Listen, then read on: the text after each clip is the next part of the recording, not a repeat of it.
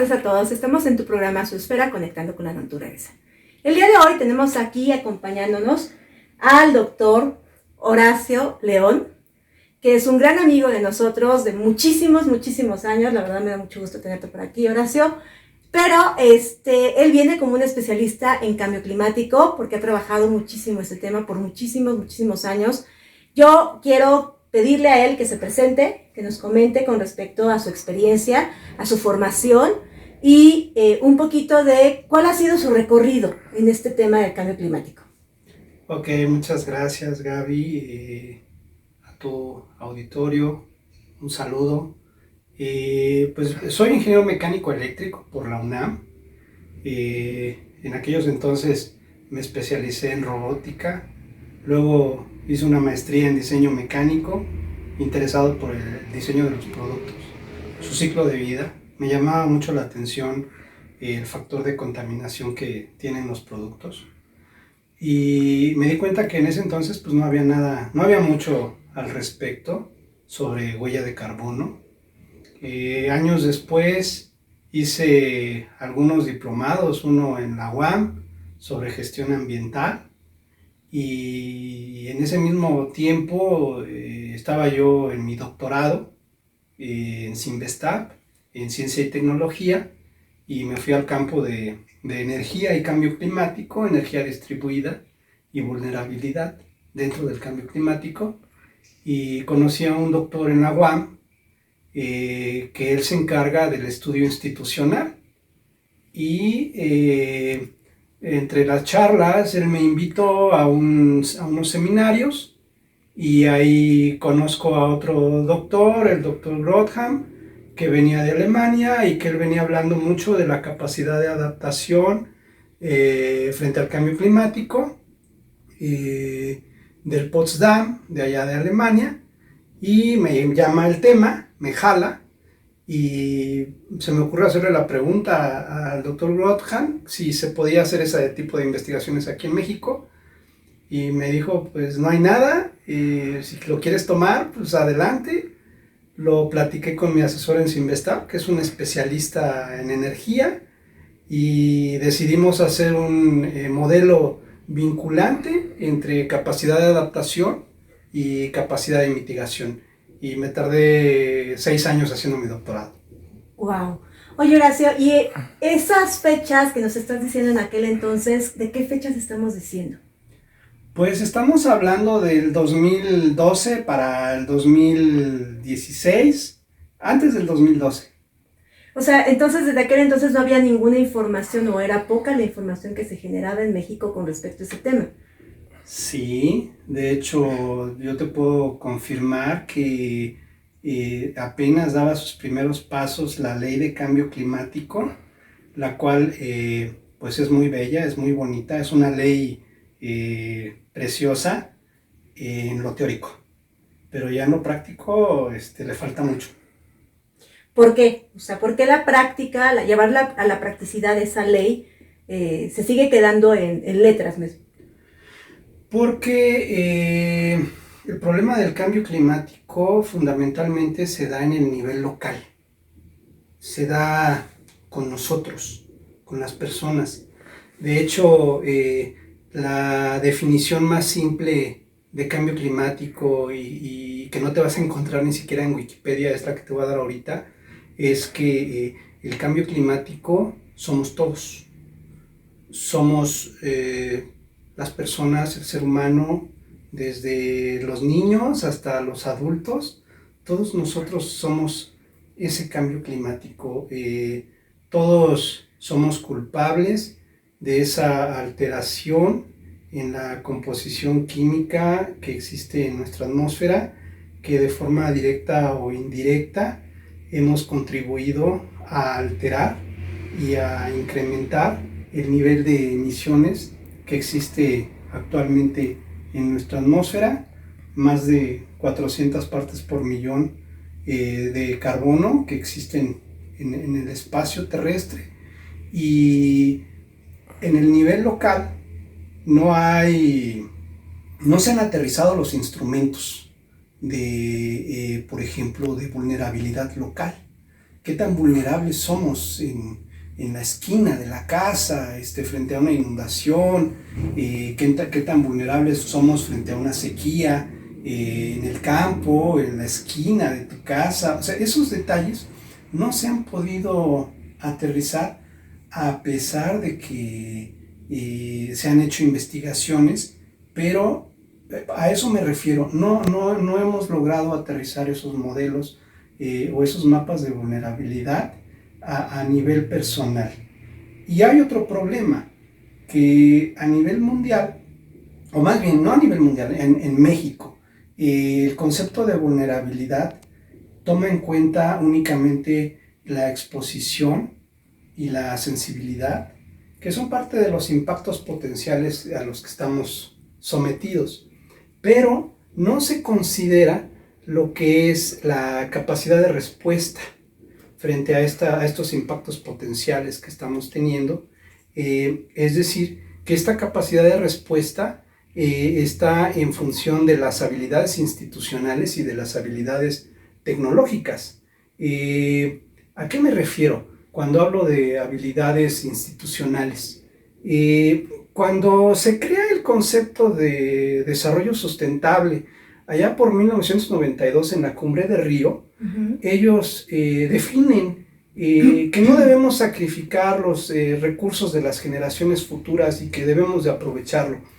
Y dejan en el tintero que debemos de tocar también a las instituciones, pero en esa Cumbre de Río y en las demás conferencias de partes que han venido sucediendo, no han establecido con claridad cuáles son esos mecanismos para resolver los problemas a nivel institucional. Y si vemos el concepto de desarrollo sustentable, que está formado por 3 elementos, un triángulo, que es la economía, que es el medio ambiente, que es la sociedad, ese triángulo, adentro de ese triángulo, tenemos lo que es la energía, el sistema energético. Y adentro de ese sistema energético tenemos a las instituciones. Entonces, ahí es cuando yo me refiero a las habilidades institucionales que se requieren para darle un comportamiento al consumo de los medios que existen en la naturaleza, a los recursos económicos y también a la distribución social. Entonces, ese tipo de cosas tampoco se consideran. Y por eso es que necesitamos, primero que nada, tener una definición muy clara de lo que es el cambio climático y de que todos somos responsables de lo que está pasando. Bueno, entonces en este matiz que nos estás comentando de una definición que no existe tal cual en Wikipedia, pero sí es una definición real. Cada uno de nosotros hemos provocado ese cambio climático. Hemos contribuido desde generaciones pasadas hasta las nuestras, ¿no? Las actuales que estamos ahorita ocupando la Tierra. En estricto, en una forma más fácil para que nuestra audiencia exactamente la pueda entender, ¿qué debo de entender yo por cambio climático? Que si bien es cierto, ya entendimos que nosotros lo estamos provocando. Pues mira, hay varias reflexiones que podemos tomar en cuenta al hablar de este tema. Implica pensar en una autolimitación, implica en un cambio de mentalidad. Te pongo un ejemplo. Imagínate que te diéramos un garrafón de agua a ti para todo tu consumo de un mes. Entonces, con ese garrafón de agua vas a hacer tu higiene personal, el lavado de tu ropa, el lavado de tus trastos, tu consumo de agua para el día a día. Entonces, con un solo garrafón lo tienes que... Con 20 litros. Así es, y eso para que pudiésemos todos en el planeta tener agua, porque hay mucha escasez. Entonces, de aquí de entrada, pues todos vamos a decir imposible, ¿no? Entonces, ¿cómo le hacemos? Ahí tiene que haber una limitación, ¿sí? Y por otro lado, podemos poner otro ejemplo sobre qué pasaría si en el nivel local, aquí tú y yo, cualquiera, va a la tienda, llevas tu jarra de agua y le dices al señor de la tienda, pues véndeme mi agua, vacío mi botellita de agua, toma tu envase, te lo regreso. ¿A quién se le traslada el problema de la contaminación por ese envase de plástico? ¿A ti o al señor de la tiendita? ¿A ti? A nosotros, Sí, a claro. nosotros. El fabricante de esa botella de agua nos está cargando ese costo. Y el fabricante de esa botella de agua no se está haciendo responsable de lo que está fabricando. Entonces se lo deja al consumidor final. Si nosotros hiciéramos ese cambio, le dejamos su botellita de plástico ahí, se le va a generar un problema de logística, de distribución al de la tienda y al del fabricante. Entonces va a generar un problema. Eso va a forzar a que se modifiquen las leyes. Voy a otro tema de autolimitación. Imagínate que comencemos a reducir el consumo de refrescos en lata. Ya no de vidrio, sino que reduzcamos el consumo de refrescos en lata, donde la lata pues está fabricada con óxidos de aluminio. Y las latas de los refrescos requieren un consumo de energía considerado para fabricarlas, y no se fabrican ni 100 ni 200, se fabrican miles por día. Eso genera un consumo de energía bastante elevado, y esa energía, pues, ¿de dónde viene? ¿De dónde la sacamos? Pues del gas natural, del combustóleo, de quemar el carbón, y todo eso se va a la atmósfera. Ok, y estos gases al estar subiendo, al estar elevando, obviamente hacen un cambio, ¿no?, en la estructura de la atmósfera. Sí, sí, es correcto.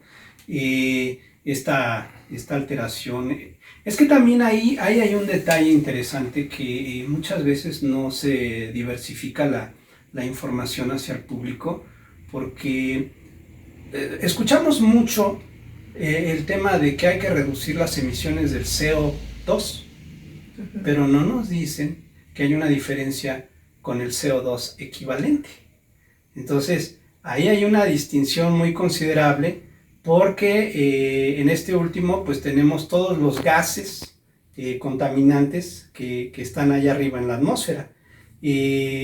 Por darte un ejemplo, en estos últimos días han estado insistiendo mucho en que México reduzca sus emisiones contaminantes, que el CO2, que lo bajemos.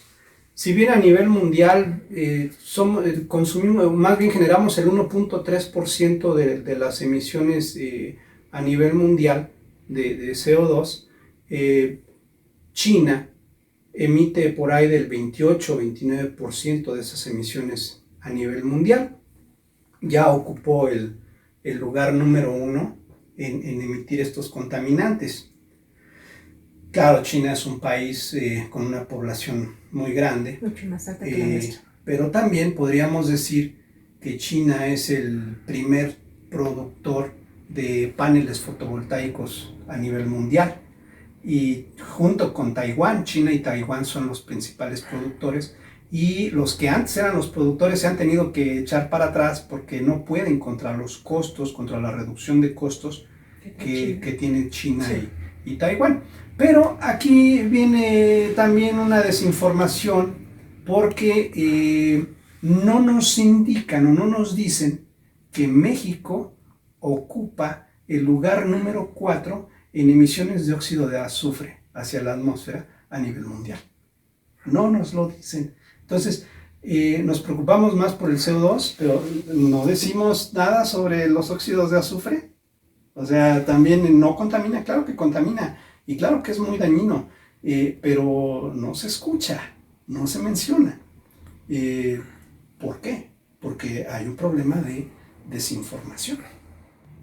Muy bien, doctora, entonces ya estuvimos hablando de qué debemos de entender por cambio climático, cuáles han sido estos cambios en la atmósfera que se han estado provocando por los diferentes gases, Pero también quiero que nos puedas comentar, ¿yo cómo puedo concebir el cambio climático? Toda la gente habla mucho de ya estamos en el cambio climático, hay que evitarlo, ¿no?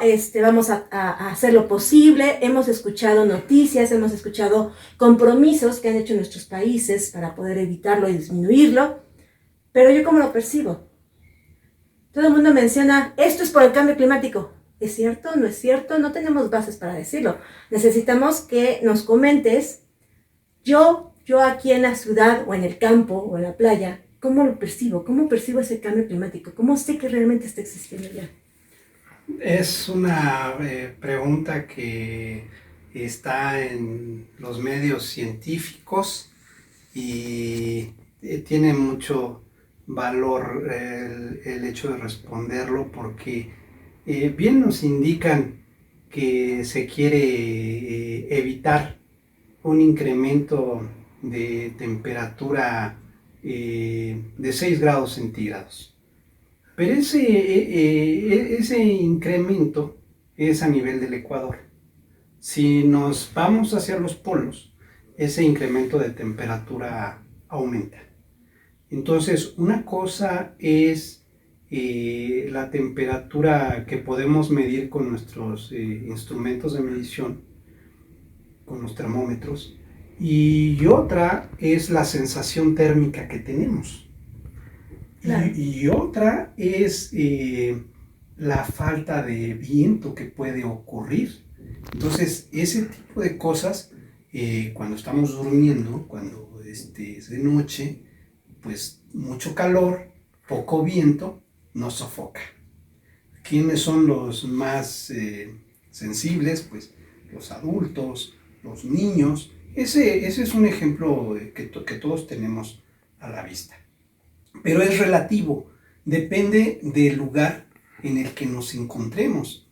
Por ejemplo, en el caso de algunas localidades en la India, la temperatura ha alcanzado récords de más de 50 grados centígrados. Wow. Entonces, la gente va caminando en las calles y con sus chanclas, y sus chanclas se quedan atoradas ahí en el pavimento. Se derriten. Entonces, es relativo. Eso es un ejemplo. El otro es que estamos comenzando a vivir lo que le llamamos bombas de lluvia. Es algo nuevo, el concepto, el término, está ocurriendo mucho en Estados Unidos. Imagínate una gran cantidad de agua que cae sobre una ciudad en muy poco tiempo, provocando inundaciones muy severas. Otro ejemplo que es reciente fue lo que ocurrió con el huracán Sandy allá en Nueva York, que inundó toda la ciudad de Nueva York y que paralizó la ciudad. Pero no solamente es el caso de que se inunde, eso tiene otras implicaciones en los sistemas eléctricos, por ejemplo. Y los sistemas eléctricos están interrelacionados con los servicios críticos. Este tipo de eventos extremos, como el del huracán Sandy, el huracán Katrina, que han ocurrido, también su impacto depende en qué lugar del planeta ocurra. Si, por ejemplo, en Nueva York se dan este tipo de eventos, las instituciones son fuertes y la gente puede demandar por la atención de servicios. Me refiero al caso de la electricidad. Pongo otro caso, que pensemos en que nos podamos quedar sin energía eléctrica por más de un mes. Entonces, eso sería desastroso. Podría acabar con la economía y con la resiliencia de la comunidad, de la localidad, incluso del estado. Y vuelvo otra vez a que es relativo, porque en México hay comunidades que se han quedado sin electricidad a causa de los huracanes, y pasa mucho tiempo en que los vuelvan a rehabilitar con la energía eléctrica, no porque CFE no quiera, sino porque la misma compañía tiene prioridades y ve el nivel de desarrollo de una comunidad de otra y toma su decisión para ir a resolver el problema. Entonces, la misma CFE no tiene un análisis claro sobre los apagones de electricidad que tienen una gran duración de tiempo. No lo lleva. ¿Por qué? Por algo muy sencillo, que ellos establecen que un apagón eléctrico que no es atribuido a causas de la Comisión Federal de Electricidad, pues no tiene la responsabilidad, o sea, porque es una cuestión climática. Entonces, pues eso no es atribuible a la institución. Pero si nos vamos a Nueva Jersey, a Nueva York, estamos viendo que allá la gente sí puede demandar a la compañía de electricidad porque no le provee el suministro eléctrico. Ahí sí ocurre, porque en México no ocurre. Bueno, y algo más interesante, la Ley de Servicios Públicos de Electricidad nos dice, bueno, si te quedas sin energía eléctrica, pues tú te puedes autosuministrar. Eso es bonito. ¿Cómo me puedo autosuministrar si no hay un mercado que me provea de módulos fotovoltaicos, de mini turbinas, de baterías, de reguladores? O sea, no hay un mercado. Ahí está en la ley, hazle como quieras, puedes hacerle lo que tú desees, pero no hay un mercado. Entonces, esa es otra forma de ver la vulnerabilidad que tenemos. Y estamos siendo testigos también de que hay más sequías, hace más frío, y entonces aquí podemos decir con claridad que donde hace más calor, donde hace calor va a ser más calor, y donde hace frío va a ser más frío. Y la sensación térmica es lo peligroso.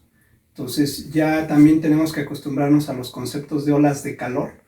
En Francia ya han matado a muchísimas personas viene la ola de calor.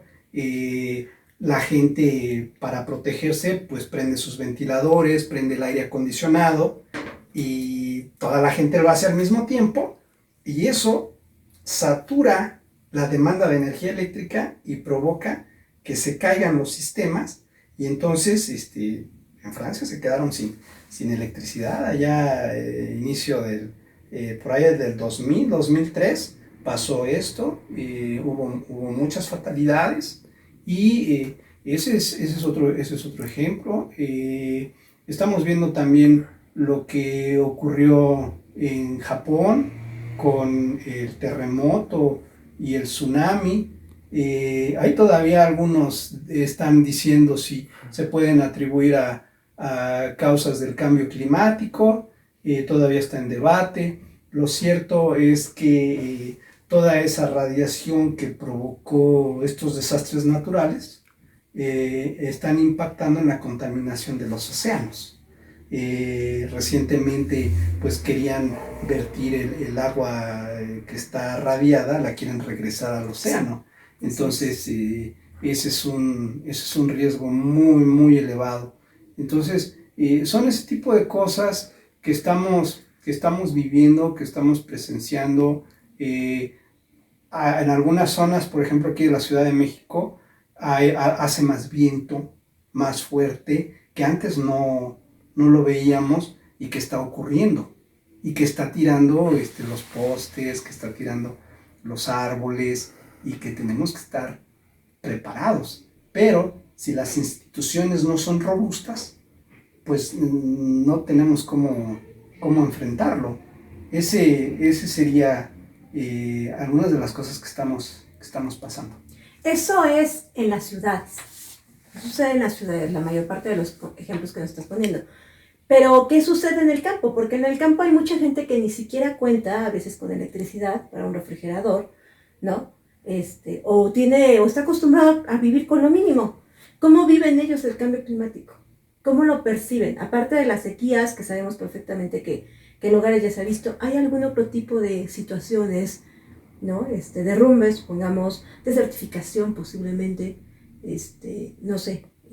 Sí, claro, o sea, son los más afectados y si no hay agua, pues no hay forma de que ellos puedan hacer sus cultivos y todo eso, o sea, no solamente es sequía, son también las heladas.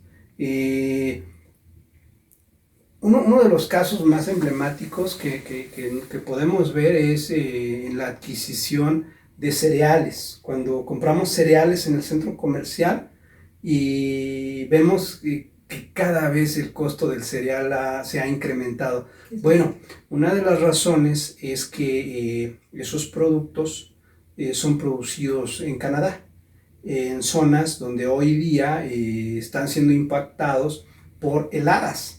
Y esas heladas pues provocan que el cultivo se eche a perder. Entonces eso provoca un incremento en los costos y eso nos impacta directamente en el bolsillo. Claro. Entonces ese también es otro de los casos hablando de la agricultura, ¿no? Muy bien. Horacio, hay una pregunta que yo creo que muchos nos hacemos, ¿no? Se hablan de muchas fechas a nivel internacional. Hay dos puntos que me gustaría que pudiéramos platicar. Creo que lo primero sería el tema de qué hemos hecho como gobiernos, qué han hecho nuestros gobiernos y los gobiernos internacionales en estas reuniones fuertes que tú estás comentando. ¿Cuáles han sido las metas que nos han establecido? Porque han hablado del 2030, del 2020, ¿no? Del 2050 incluso. Ya han establecido, conforme han ido pasando los años, van cambiando la fecha, ¿no? La fecha máxima. Y nos comprometen a nosotros a ser como ciudadanos y partes de estos países que participan en estos convenios, a hacer compromisos. ¿Cuáles son esos compromisos y cuáles son esas fechas metas que tenemos? Es muy interesante porque para empezar, la Organización de las Naciones Unidas, a través de la Conferencia de Partes, se tienen tres entidades fundamentales. Lo que es el grupo de investigación de ciencias físicas, que se encarga de estudiar el comportamiento de la atmósfera, de los mares, qué es lo que está ocurriendo a nivel científico. Luego tenemos otro grupo que se encarga del estudio de la vulnerabilidad y la capacidad de adaptación. Y luego tenemos otro grupo que se encarga de lo relacionado al estudio de la mitigación, lo que tiene que ver con pues todo esto de las energías renovables, las energías fotovoltaicas, la energía eólica, y eso está bien separado, está bien agrupado. Hay muchos científicos involucrados, muy valiosos, y ellos pues aportan, a través de las investigaciones, aportan conocimientos, y muchos de estos conocimientos se concentran en conferencias como la de París. En esta conferencia de París lo que se acuerda es la reducción de emisiones. Pero aquí hay problemas muy interesantes, muy serios, que los voy a poner con este ejemplo. Venimos quemando carbón desde hace más de 150 años. Y naciones como Estados Unidos, pues ya tienen su infraestructura hecha. Ellos se pueden dar el lujo hoy de decir, ya no contamino, porque ya construí carreteras, ya construí edificios, ya construí hoteles, tengo una infraestructura bastante robusta. Pero para poder llegar a eso, tuve que contaminar. Mucho. Y entonces, hay el caso emblemático de la India, en esta conferencia de París, que tenían problemas severos para que la India aceptara el Acuerdo de París. Y la India dijo, bueno, ustedes llevan muchísimos años contaminando. O sea, ustedes utilizaron esa contaminación para desarrollarse. Claro. Yo tengo muchos habitantes que necesitan energía eléctrica.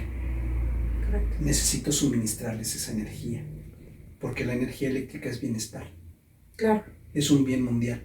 Sí. ¿Por qué me vas a autolimitar para consumir mi electricidad? Y el debate se centró en que la forma no debía ser usar tecnologías contaminantes, producir energía eléctrica con carbón, con energía sucia, sino que los países del primer mundo pudieran proveer energía solar para que la India pudiera generar esa electricidad. Pero ahí viene un detalle, es la transferencia de tecnología. Okay. Me abro ante ti y te hago esa transferencia de tecnología, o no lo hago. ¿Confío o no confío? ¿Por qué? Porque muchas naciones se han comportado ante esto del cambio climático lo voy a llamar con este término, free rider, que es como la persona que se para en medio de la carretera, pone su dedo y dame un aventón. Entonces pasa un carro, pasa el otro y hasta que llega uno y le da un aventón. Pero esta persona que está en medio de la calle, no le cuesta el combustible, no le cuesta el consumo de las llantas, no le cuesta nada. Y así muchas naciones están tomando esa actitud frente a esta lucha del cambio climático. De free rider. De free rider. Y lo vemos cuando dejan de invertirle a la educación, lo vemos cuando dejan de invertirle a la investigación, lo vemos cuando hay científicos en las instituciones públicas privadas que les recortan las becas para que puedan hacer investigación. Entonces, vemos una incoherencia frente a esta lucha contra el cambio climático. Entonces, hay muchos esfuerzos que se han estado haciendo, por ejemplo, en la Ciudad de México y en otras ciudades importantes del mundo, el caso del Metrobús, el caso del manejo de los desechos sólidos. O sea, hay muchas cosas que se están haciendo, pero se están haciendo en el concepto de mitigar, no desde la perspectiva de adaptación. ¿Por qué? Porque la adaptación tiene un costo y no se está dispuesto a sacrificar dinero para que la gente pueda adaptarse. Y ahí es lo que tenemos que hacer, adaptarnos. A principios o por ahí de los años 2000, este concepto de adaptación era visto a nivel mundial como el patito feo, como el grupo que era el patito feo y que por qué había que hacerles caso al grupo de adaptación. Bueno, te pongo un ejemplo. Mientras en una ciudad como Nueva York puede caer un huracán, una inundación tremenda y la gente puede demandar, pongamos el mismo caso en Pakistán. Cae una lluvia tremenda, una inundación, raro, ha pasado, y la gente en Pakistán, en lugar de demandar, se van de sus lugares donde estaban viviendo porque les cayó una inundación divina y no hay a quien le puedan reclamar.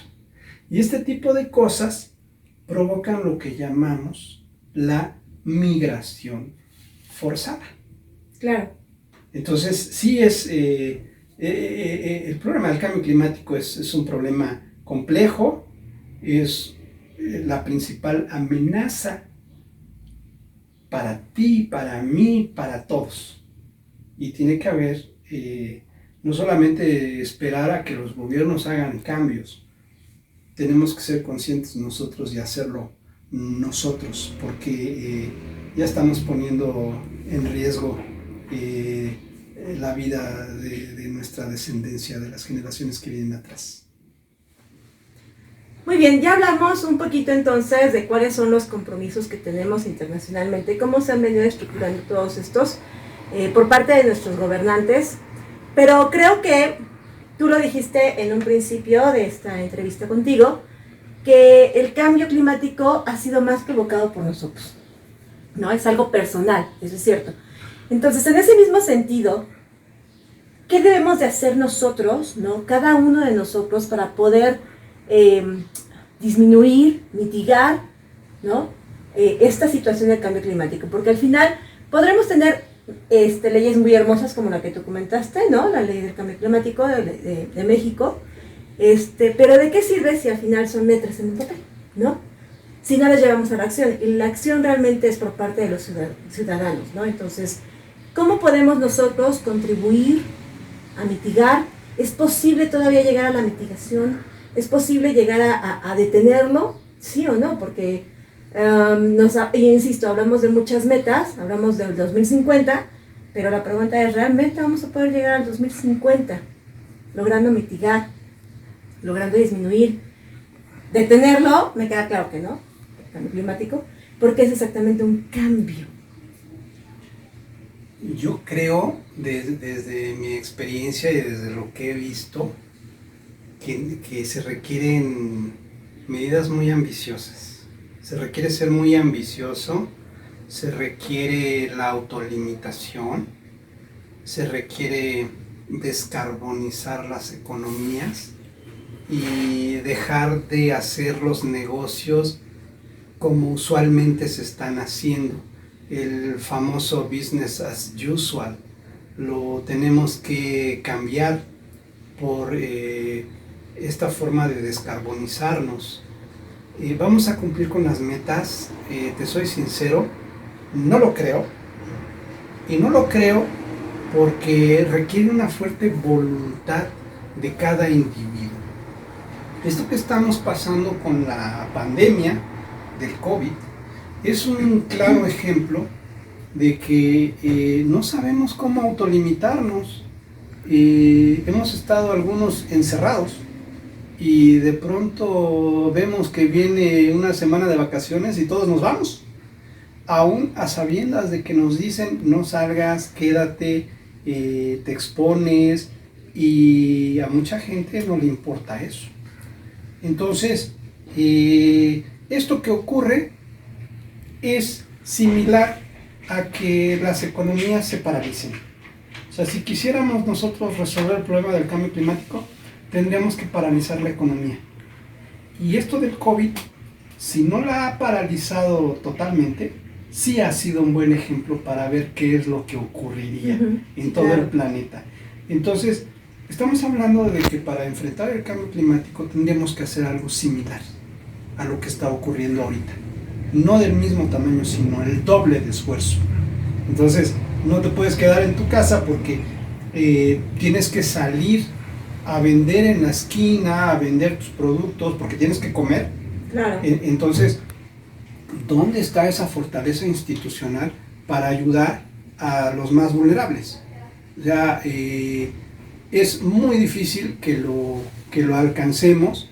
Por eso es que si bien las tecnologías de mitigación están encaminadas, ahí están bajando sus costos. Por ejemplo, ahora un panel fotovoltaico está en 3 centavos de dólar y ha bajado muchísimo su costo, lo cual los ha hecho competitivos. Y podemos decir, es energía renovable y no contamina, pero pues requiere combustibles sólidos, combustibles a base de carbón, para poder transportarlos, para poder producirlos. Exacto. Entonces no son del todo energías renovables, y además el problema del cambio climático es un problema de eficiencia. Entre más eficiente eres, pues más vas a querer de ese producto, más lo vas a consumir. Entonces va a llegar un momento en que estos materiales con los que se hacen, por ejemplo, los módulos fotovoltaicos, ¿qué vamos a hacer cuando se acabe la vida útil de muchos de estos paneles? ¿Dónde los vamos a meter? Sí, claro. ¿A dónde los vamos a mandar? ¿Cómo los vamos a reciclar? Y para poder recuperar todo eso, tenemos que cambiar un enfoque que tiene que ver con unos términos que son cradle to grave, que es cuando fabricamos de la cuna a la tumba. Es decir, lo que te comentaba yo hace unos momentos, de que la empresa fabrica la botella de agua y le cede al al cliente el desecho y que él se haga líos con ese envase. Y más que nada el gobierno, porque el gobierno es el receptor de esa basura. Entonces la empresa le está trasladando al gobierno ese problema. Entonces, en este caso, los fabricantes de paneles, ¿a quién están trasladando ese problema? Al usuario final. Se lo están trasladando al usuario final y finalmente el gobierno va a ser el que va a tener que tomar cartas en el asunto. ¿Qué pasaría si cambiamos este concepto de la cuna a la tumba por un concepto de economía circular, cambiarlo a algo que le llamamos cradle to cradle, de la cuna a la cuna? Extraigo un material de la naturaleza, lo proceso, lo fabrico, pero le doy su uso y al final lo vuelvo a reciclar.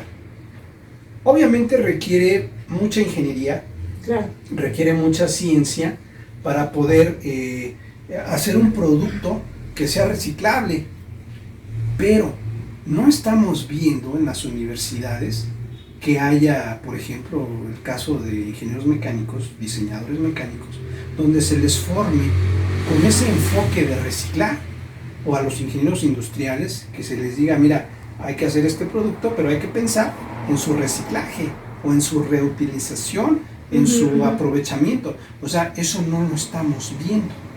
Entonces, hay que hacer esfuerzos en ese sentido. Ok, esos son los esfuerzos que debemos de trabajar como comunidad. Personalmente, ¿cuáles son esos esfuerzos? Porque al final existen muchas formas, ¿no? Yo podría pensar que de hecho son temas que me gustaría que tocáramos en otras pláticas contigo y con otros colegas que sabemos que conocen bastante de los temas, como es el tema de ecotecnia, supongamos, ¿no? El uso exactamente de estas ecotecnias en casa, ¿no? ¿Qué tanto yo puedo contribuir? Y eso es a lo que voy. ¿Qué tanto nosotros podemos contribuir? Yo supongamos, aquí estamos en una clínica veterinaria, ¿sí? ¿Cómo puedo yo ayudar a mitigar ese cambio climático desde aquí, desde donde estoy? ¿Qué puedo realizar? ¿Cómo puedo yo mejorar? Porque ya quedamos, no es un compromiso de gobierno nada más.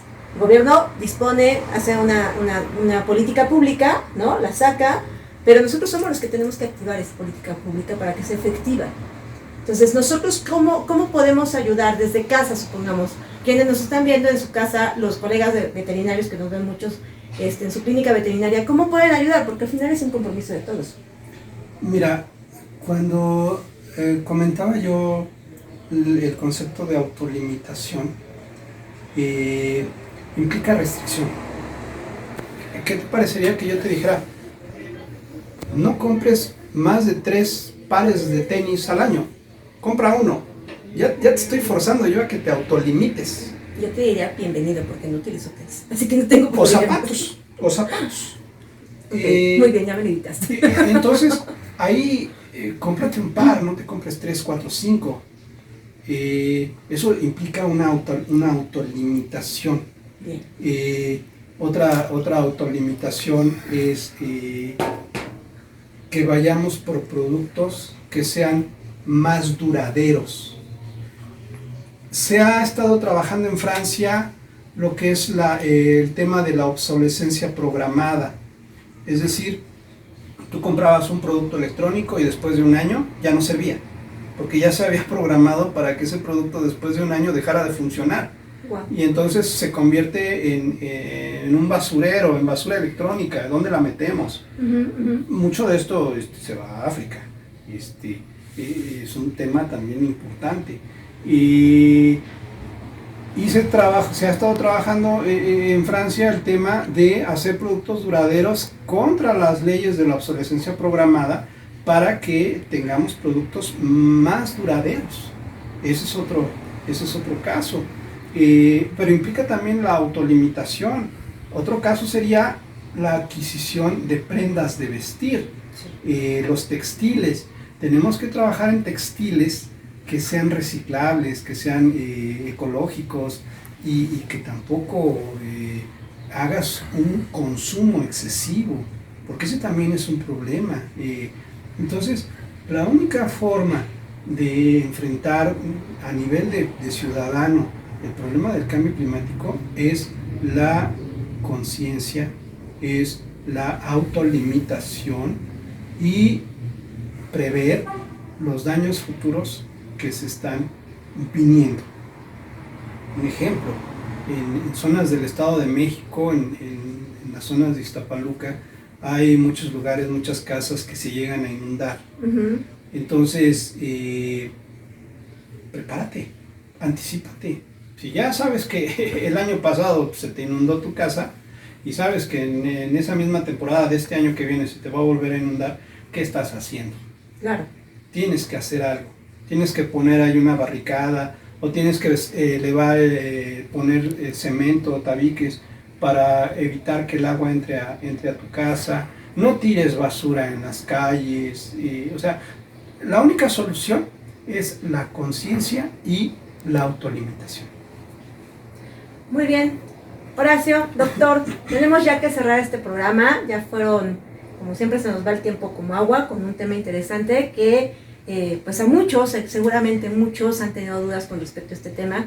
Vamos a abordar en el futuro varios temas alrededor de esta gran problemática que es el cambio climático. Queremos tocar los temas de lo que es la agricultura y el cambio climático, la ganadería también. Queremos hablar de desertificación, de ecotecnias y todo lo que son las energías renovables, ¿no? Todo este tema los queremos tocar por aquí en su esfera. Pero en esta ocasión ya es momento de decirles adiós, ¿no? De cerrar este programa.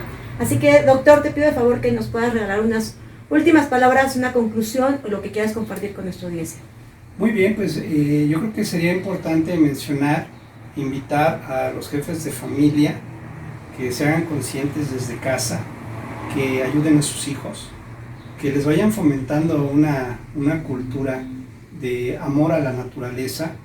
Invitar a los académicos, a los profesores, que también promuevan esos cambios desde sus aulas, y también a las autoridades gubernamentales que no solo busquen el voto, sino que también se encarguen de incluir en sus campañas qué van a hacer por el medio ambiente, porque nos dicen vamos a hacer mucho por la seguridad, vamos a hacer mucho por el ambiente, vamos a hacer mucho por la salud, pero no se están dando cuenta de que el cambio climático engloba todo eso. Correcto. Y que dependemos absolutamente de resolver ese problema que es sumamente complejo. Esa sería mi invitación. Para ellos es un tema muy complejo, difícil, de toda una vida, y bueno, pues aquí estamos para lo que se necesite. Muchas gracias. Te agradezco mucho. Muchas gracias. Yo quiero despedir el programa diciendo dos pequeños ideas. Por un lado, agradezco a Horacio, amigo de muchos años desde la prepa. Yo he seguido su caminar y la verdad es de que estoy muy orgullosa de poder tenerlo como invitado y tenerlo dentro de mis amigos. Se ha preocupado desde entonces, desde que decidió tomar este curso, este caminito, por este medio ambiente de un planeta. De la misma manera, invito a todos ustedes que lo hagan, ¿no? Si no tenemos un planeta, ¿dónde vamos a vivir? Así de simple, ¿no? Y el segundo mensaje que yo les quiero dar es, efectivamente, reafirmo lo que dice el doctor, si no nos preocupamos para empezar a dejarles a estas nuevas generaciones algo, ya no va a haber nada, ni siquiera para sus propias generaciones de las que vienen. No va a haber nada. Entonces, este es un compromiso. Es difícil autolimitarse, la palabra fue varias veces repetidas, con la finalidad exactamente de que ustedes también se la queden. Hay que autolimitarse. Nos encanta estar a la moda, posiblemente, a todos, y más a las mujeres nos fascina. Nos fascinan los zapatos, a mí no los tenis, pero bueno. Pero la verdad es de que podemos empezar a vivir con menos y tener un medio ambiente mucho mejor, un futuro ambiental mucho mejor. Así que, pues yo los invito, siguiente miércoles, 5 de la tarde, como siempre aquí en su esfera, conectando con la naturaleza. Le damos las gracias al doctor por haber estado con nosotros y lo invitamos a que próximamente nos acompañe de nuevo. Saludos a todos, linda tarde.